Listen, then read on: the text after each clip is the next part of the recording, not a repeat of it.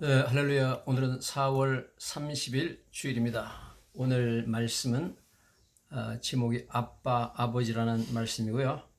우리 본문 말씀은 갈라디아서 4장 4절부터 7절입니다. 제가 본문을 읽어보면 때가 참에 하나님이 그 아들을 보내사 여자에게서 나게 하시고 율법 아래 나게 하신 것은 율법 아래 있는 자들을 속량하시고 우리로 아들의 명분을 얻게 하려 하심이라. 너희가 아들이므로 하나님이 그 아들의 영을 우리 마음 가운데 보내사 아빠 아버지라 부르게 하셨느니라. 그러므로 너희가 이후로는 종이 아니요 아들이니 아들이면 하나님으로 말미암아 위협을 받을 자니라. 아멘. 우리가 성경을 보면 예수님께서는 하나님 아버지를 부를 때 그 당시 유대인들이 전혀 그렇게 부르지 않은 방식으로 불렀습니다. 즉 예수님께서는 하나님 아버지를 아빠 아버지, 아바 파더라고 불렀습니다. 아바라는 그 단어는 히브리어와 아람어에서 쓰는 단어로서 아주 아기가 아빠를 부를 때 영어로 말하면 daddy 하고 부르는 아주 친밀할 때만 쓰는 그런 단어입니다. 아빠하고 퇴근한 아버지를 쫓아 아파트에서 걸어 나오는 어린 딸처럼 그렇게 아주 친밀하고 또 아주 사랑이 가득 담긴 그러한 표현이 바로 아바인데 이것을 우리말로는 지금 아빠라고 번역하고 있는데 너무나 비슷하죠. 자, 예를 들어서 예수님께서 마가복음 14장 36절에 겟세마네 동산에서 기도하시면서 이르시되 아빠 아버지여 아버지께는 모든 것이 가능하오니 이 잔을 내게서 옮기시옵소서. 그렇게 아빠 아버지라고 부르는 것을 보게 됩니다.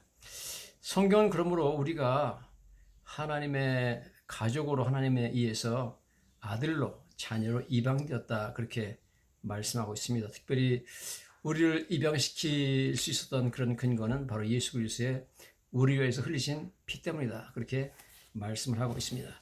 여기 보면 갈라디아서 4장 4절에 때가 참에 하나님이 그 아들을 보내사 이 여자에게서 나게 하시고 율법 아래 나게 하신 것은 즉 하나님께서 때가 차서 아들 예수 그리스도를 이 세상에 보내셔서 사람으로 태어나게 하신 목적을 말씀하시면서 율법 아래 있는 자들을 속량하시고 우리로 아들의 명분을 얻게 하시며 우리가 아들의 명분을 얻게 하기 위해서 예수님이 이 세상에 하나님께서 보내셨다 그런 말이죠. 그래서 아들의 명분을 얻었다는 단어를 영어 성경에는 뭐라고 나왔냐면 that we might receive adoption to sonship. adoption to sonship. adoption은 입양하는 걸 말하죠. sonship 아들로 입양되기 위해서 하나님께서 예수님을 이 땅에 보내셨다. 그렇게 말씀을 하고 있습니다.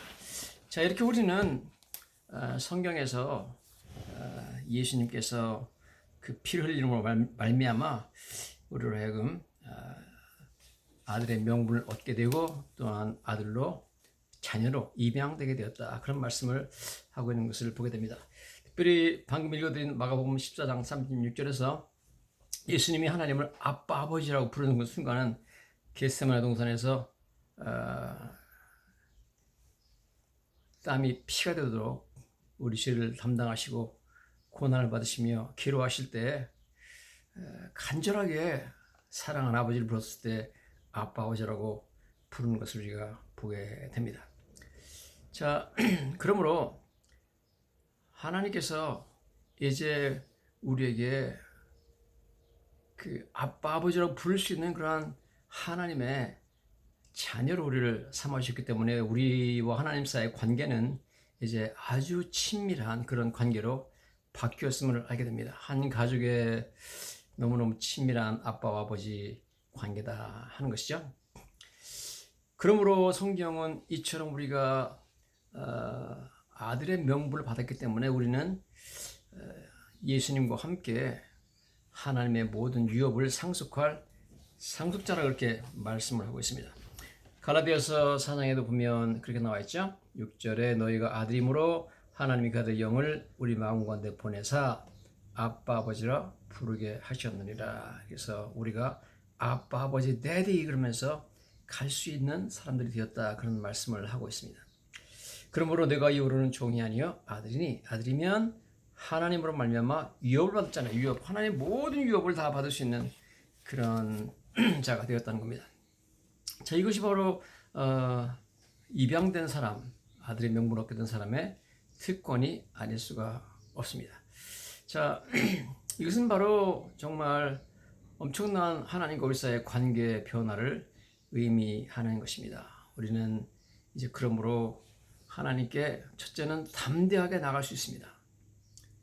아들이 어린 딸과 어린 아들이 아빠한테 나가는데 뭐 두려움을 갖고 나가지 않잖아요. 뭐 언제든지 아빠가 오면 막 뛰어나가는 것이 바로 담대하게 뛰어나갈 수 있는 그런 아빠와 아들의 관계인데, 마찬가지로 성경은 히브리서 10장 19절에 우리가 예수의 피를 힘입어 성소에 들어갈 담력을 얻었다. 담력이란 boldness. 우리는 담대하게 언제든지 하나님께 나아가서 아빠, 아버지라고 부를 수 있는 사람이 되었다는 겁니다. 왜 그러냐면 예수의 피를 힘입어, 예수님이 우리를 위해서 피를 흘려서 우리로 하나님의 자녀로 입양되게 만드셨기 때문에 그렇다. 그래서 우리는 영어 성경 보니까 with full assurance of faith, 믿음의 assurance, 확신을 가지고 담대함으로 나아갈 수 있다. 그렇게 말씀을 하고 있습니다.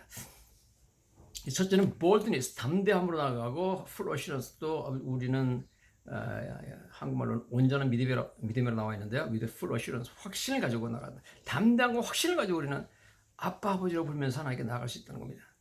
아버지니까, 아빠니까, 입양된 사람이니까 그렇습니다. 하나님의 자녀가 된다는 것은 이 세상에서 우리 인간이 누릴 수 있는 가장 높은 그런 명예인 줄로 믿습니다. 우주의 창조주이신 하나님의 자녀로 입양됐다 하는 것은 어마어마한 지위를 얻게 되는 것을 우리가 말하고, 어마어마한 영예를 얻게 되는 것을 우리가 말합니다. 뿐만 아니라 굉장히 우리를 겸손하게 만들어주는 그런 영광과 영예가 아닐 수가 없습니다. 우리 같은 죄인이 어떻게 하면 하나님의 자녀 입양이 됐느냐 자체가, 어답션 자체가 우리로 하여금 너무나 자격이 없는 우리들로 하여금 너무나 겸손하게 만드는 그러한 말씀이 아닐 수가 없다 하는 것입니다. 자, 이처럼 하나님께서 우리에게 새로운 관계를 주셨기 때문에 우리는 하나님 앞에 새로운 지위를 얻게 되는 것입니다. 만왕의 왕이여 만주의 주이신 놀라우신 우주의 통치자이신 하나님을 아빠, 아버지로 부를 수 있다는 것은 이건 어마어마한 그런 참 지위요, 어마어마한 특권이 아닐 수가 없습니다.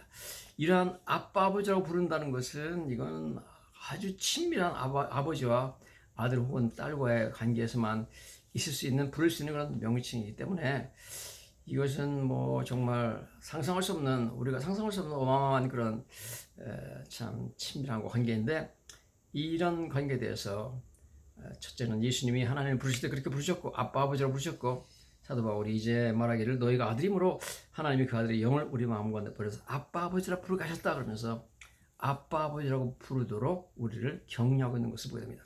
그러므로 아담과 하와는 아담아 내가 어디 있느냐 부를 때 하나님을 떠나서 멀리 도망갔습니다. 자기를 숨겼습니다. 지금 이제는 우리는 예수 그리스도 피 때문에 하나님의 자녀로 입양된 하나님의 사랑스러운 자녀이기 때문에 우리는 아담과 하와처럼 하나님께서 도망가고 숨는 존재가 아니라 언제든지 아빠, 아버지라고 부르며 하나님께 달려나가는 자녀가 된 줄로 믿습니다. 왜냐하면 예수 그리스도의 피로 말미암아 우리의 모든 죄가 다 용서받았기 때문에 언제든지 우리는 아무런 두려움 없이 담대하게 하나님께 달려나갈 수 있는 존재가 된 줄로 믿습니다.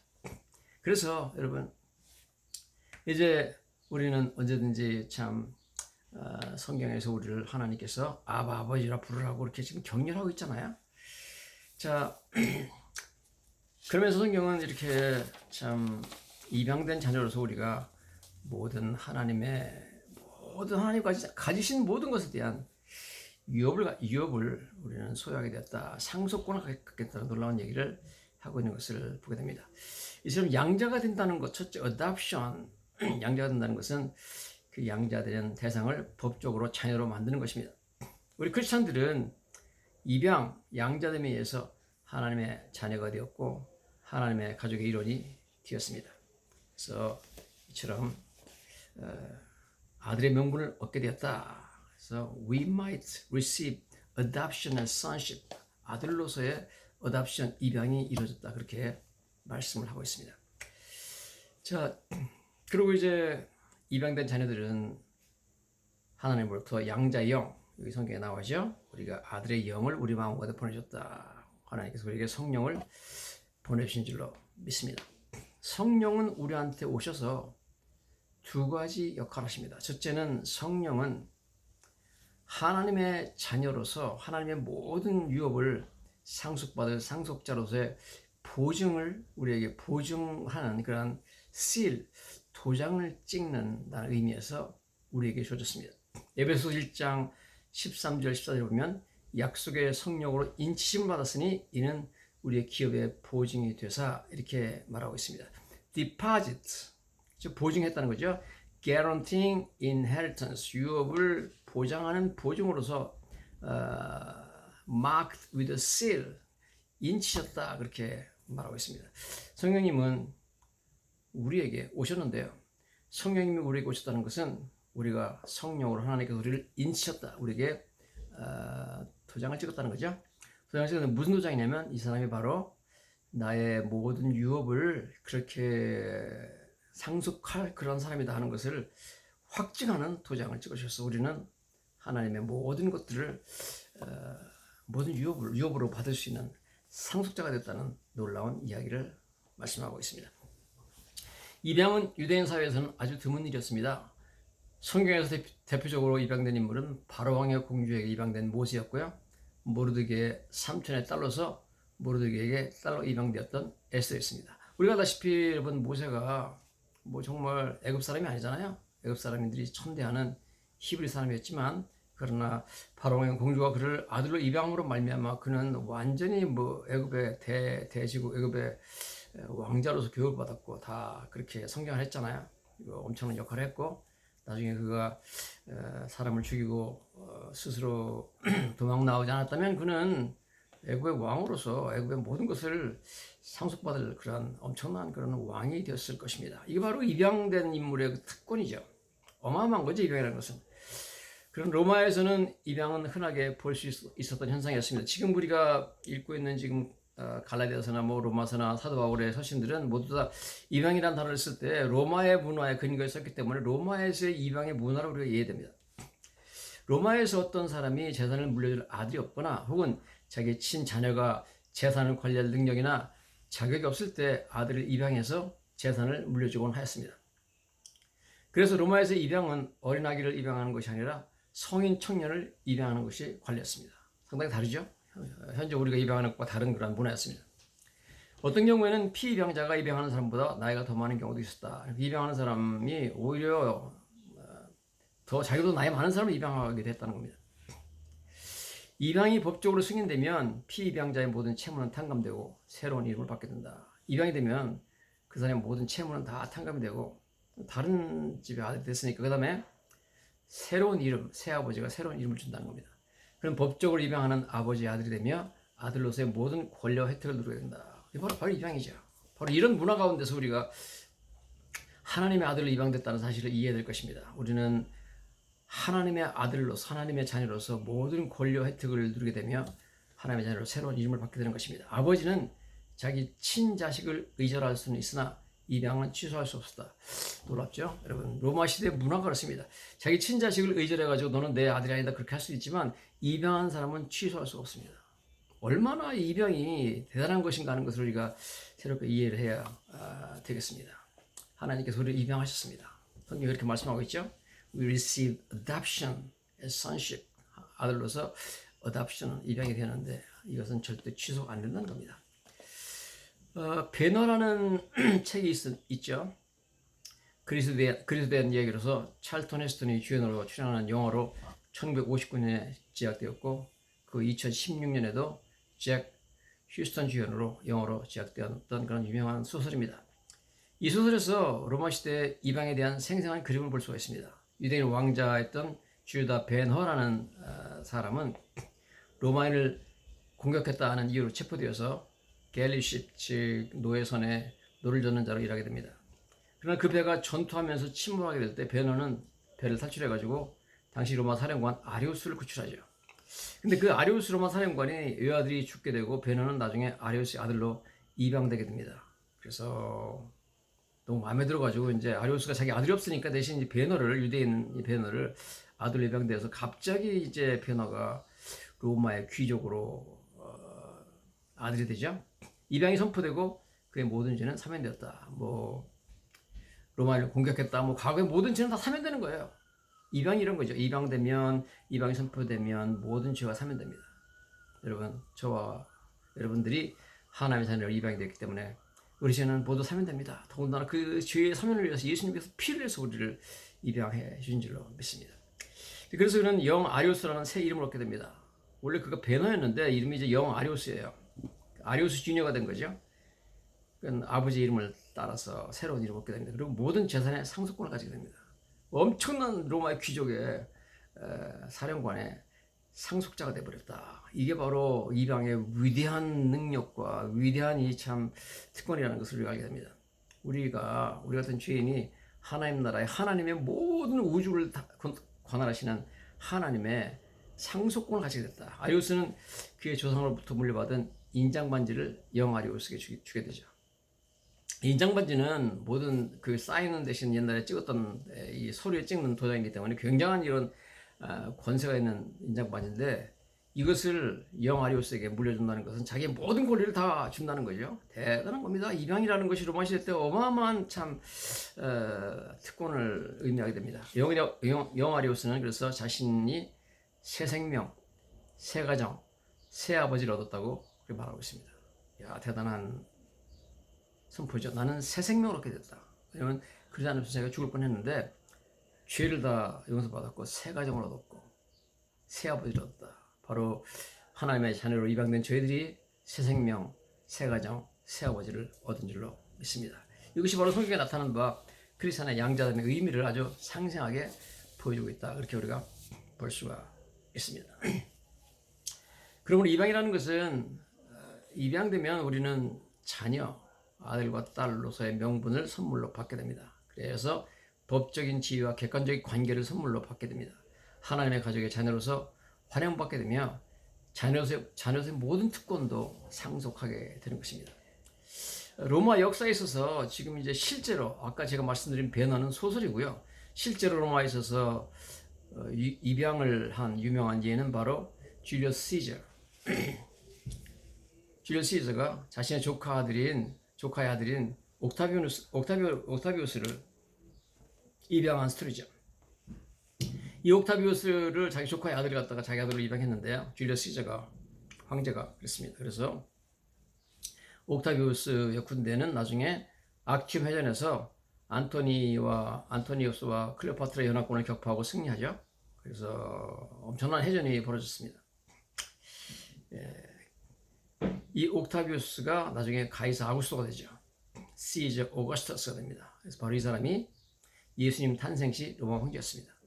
누가복음 2장 1절에 가보면 그 당시 가이사 아구스토가 로마 황제였다 그렇게 나오고 그가 이제 호적하라고 다 유대인들을 보내서 예수님이 어렸을 때 베들레헴에서 태어나게 만든 사람이 가이사 아구스토죠. 자, 이 가이사 아구스토가 바로 줄리어스 시저의 가이사 줄리어스의 그 아들로 입양돼 가지고 왕의 특권을 줬던 사람입니다. 여러분 원래 왕이 아닌데 줄리어스 시저의 아들로 입양됐으니까 그냥 왕이 돼 버리는 겁니다. 모든 로마의 통치권을 상속하게 되는 거죠. 어마어마한 특권을 우리 입양에서 말하고 있는 것을 보게 됩니다. 성경에 보면 지금 입양에 대해서 말할 때 전부 다 아들에 대해서만 나오죠. 예를 들어서 하나님이 아들의 영을 버려서 아빠 아버지로 부르겠다. 그다음에 내가 이제 후로는 종이 아니요 아들이면 하나님 말미암아 유업을 받았잖아. 여기 아들이라는 단어를 자꾸 쓰고 있는데 그럼 딸은 입양해서 지어야 되느냐?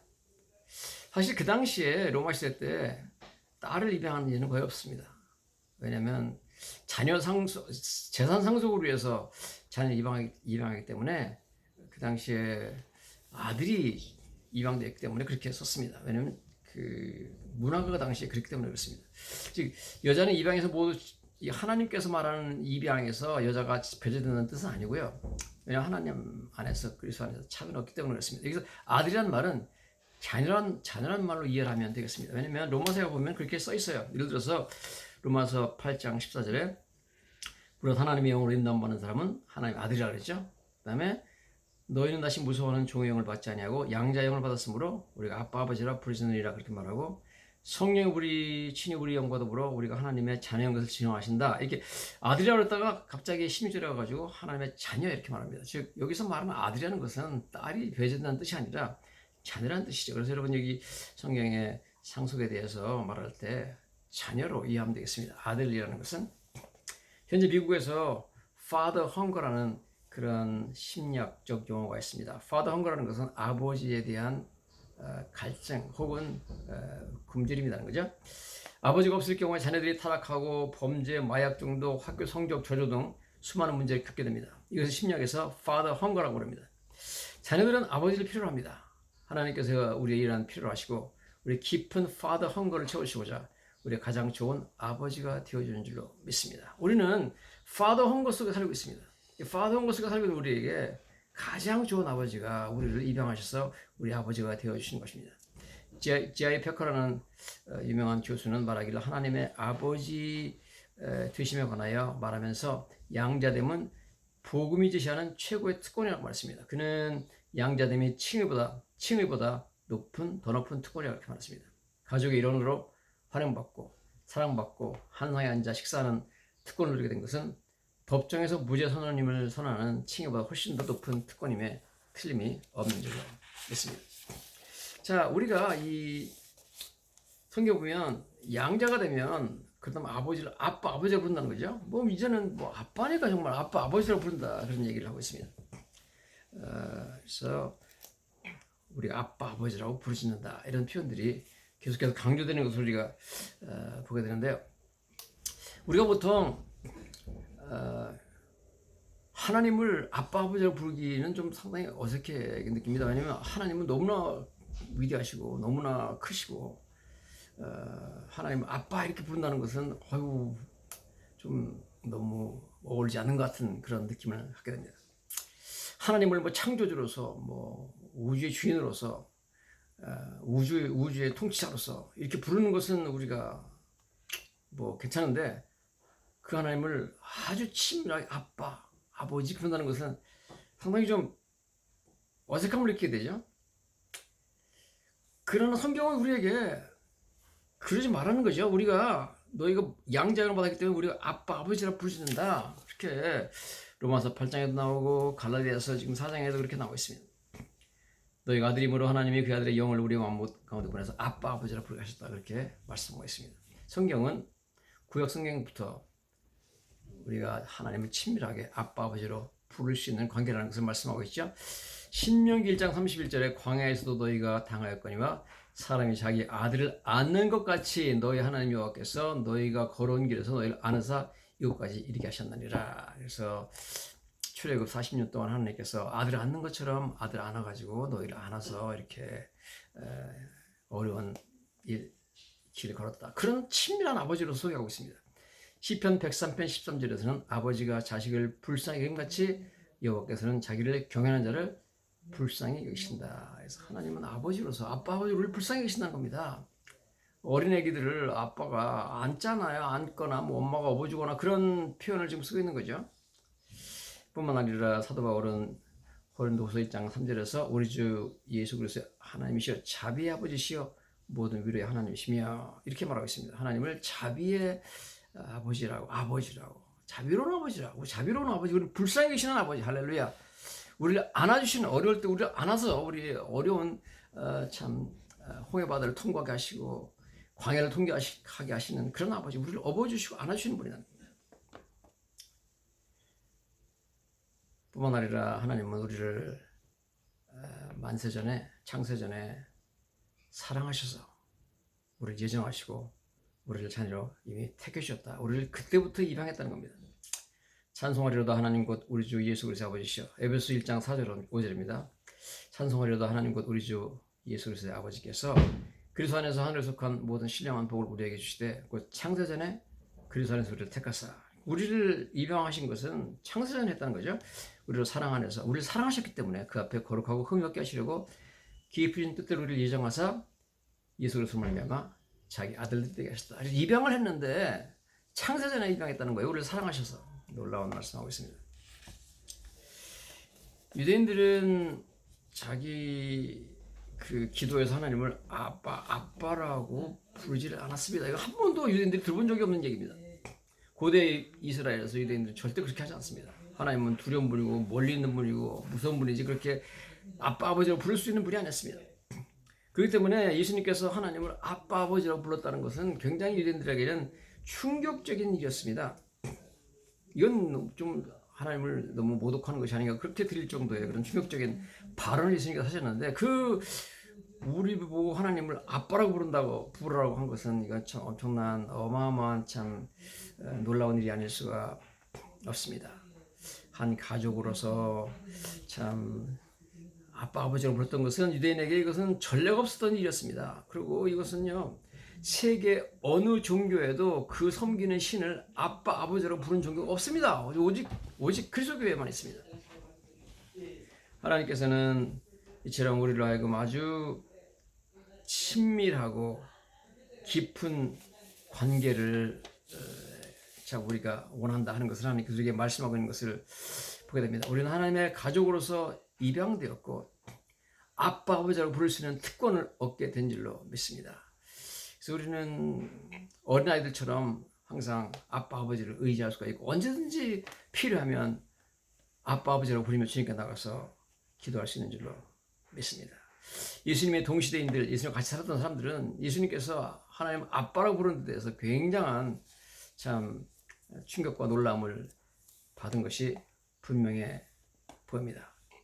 자, 그러므로 여러분 그 당시 원래 예수님 당시에 신약성경에 보면은 아버지란 단어는 전부 다 파테르라는 단어가 쓰입니다. 파테르. 그런데 이게 아바라는 단어가 쓰였다는 것은 이건 상당히 아주 놀라운 접근 방법이 아닐 수가 없습니다.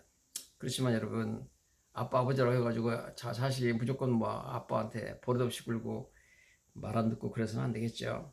예수님은 아빠라고 부르면서도 하나님께 참 순종하고 하나님을 공경했던 그런 모습이 있어요. 우리는 아빠라고 친밀하게 부르지만 동시에 하나님을 공경하고 순종하는 그런 자녀가 되어야 될 줄로 믿습니다. 누가복음 15장에 보면 정말 마땅히 버림받아 마땅한 자녀가 하나님께 돌아오는 탕자에 대한 이야기가 나오는 것을 보게 됩니다.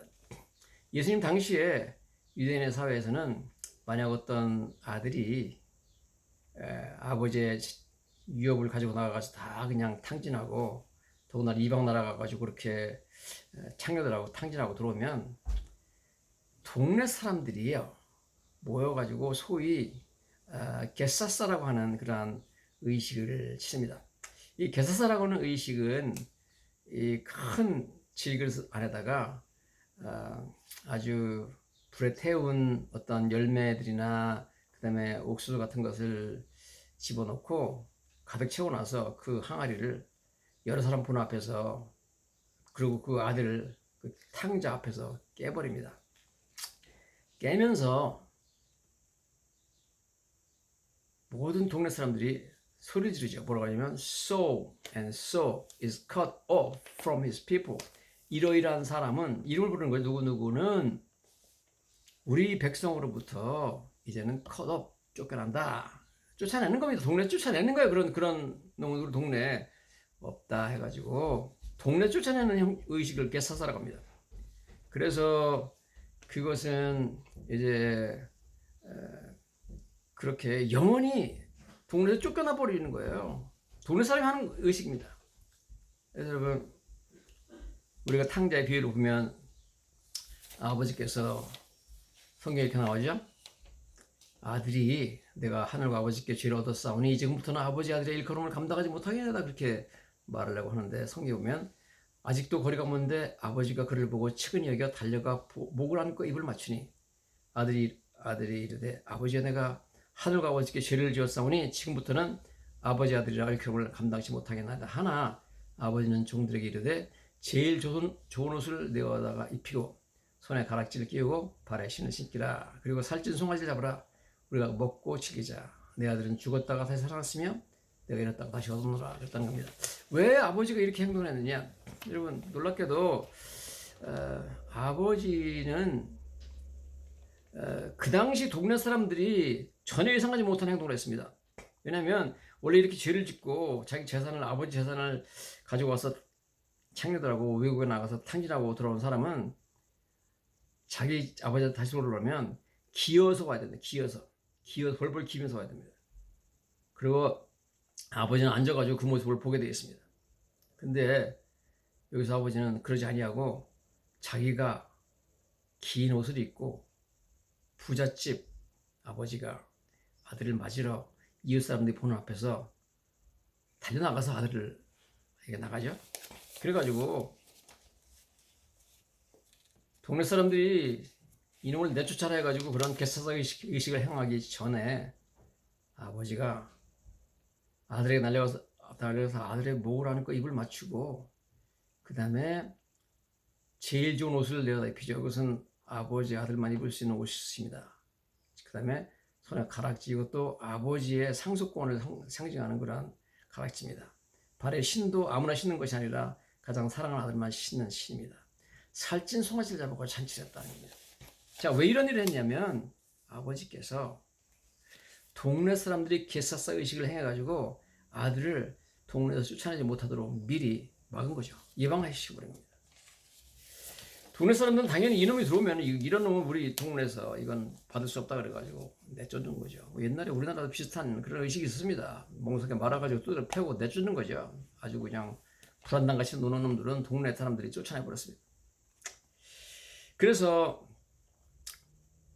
아버지가 긴 옷을 입고 권위 있는 아버지가 앉아가지고 아들이 기어서 들어오는 것을 봐야 되는데 모든 사람 보는 앞에서 아버지가 뛰어나갔다 하는 것은 아버지로서는 모든 사람 앞에 정말 이건 다른 사람이 보기에 치욕적인 모습이었습니다.